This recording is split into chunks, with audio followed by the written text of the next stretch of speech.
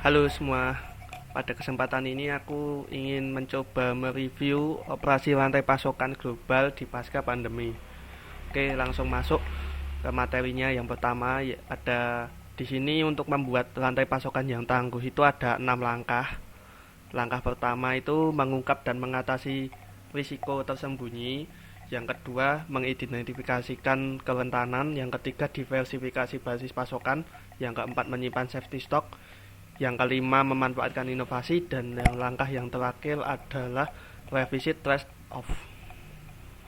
Oke, yang pertama, mengungkap dan mengatasi risiko tersembunyi. Nah, di sini banyak ditemui pada produk modern itu menggabungkan komponen yang penting, bahkan canggih, yang membutuhkan keterampilan teknologi yang khusus untuk membuatnya. Nah, tentunya ini menyulitkan satu perusahaan untuk dapat memiliki kemampuan yang seluas itu untuk memproduksi semuanya sendiri. Nah, di sini ada satu contohnya, yaitu ada sekelompok bahan kimia yang dikenal dengan nukleosida fosforamidit dan reagen-reagen yang terkait yang digunakan untuk membuat urutan DNA dan RNA. Nah, ini bahan-bahan ini tadi penting terutama untuk perusahaan yang ingin mengembangkan vaksin COVID-19.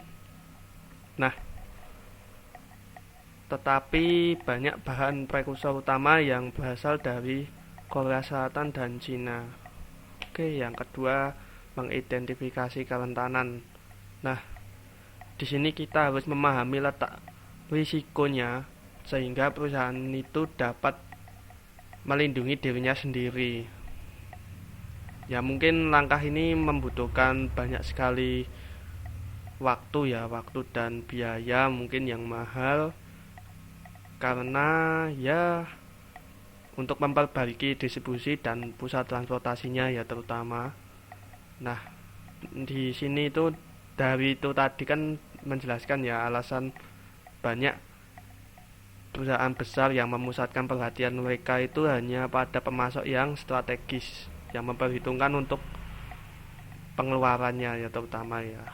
Nah, di sini tujuan dari pemetaan tadi itu ada untuk mengkategorikan pemasok menjadi tiga, yaitu beresiko rendah, sedang, dan tinggi.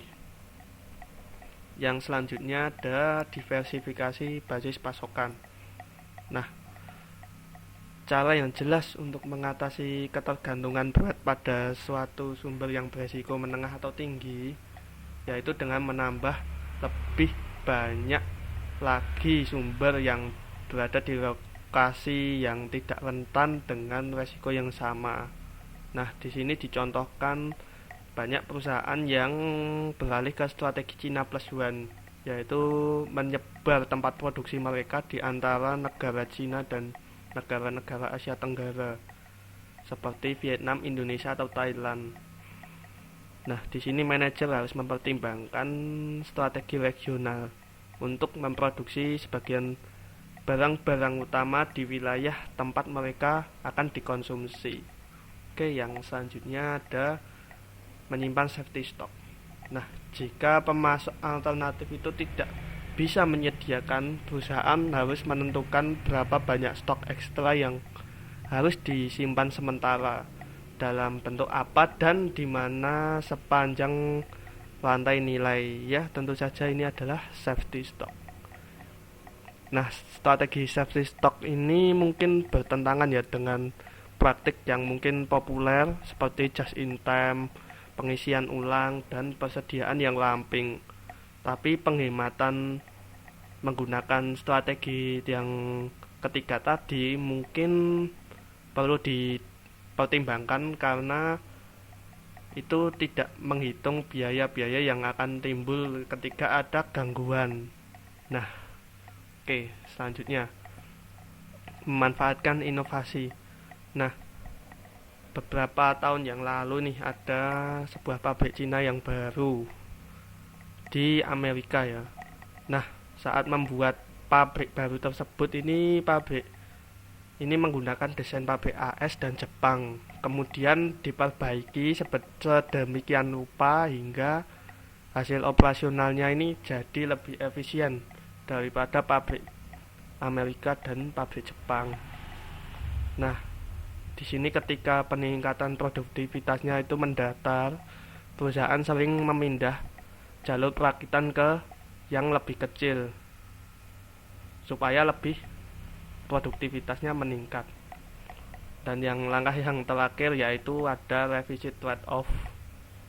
Nah, di masa pandemi kan permintaan ini melonjak.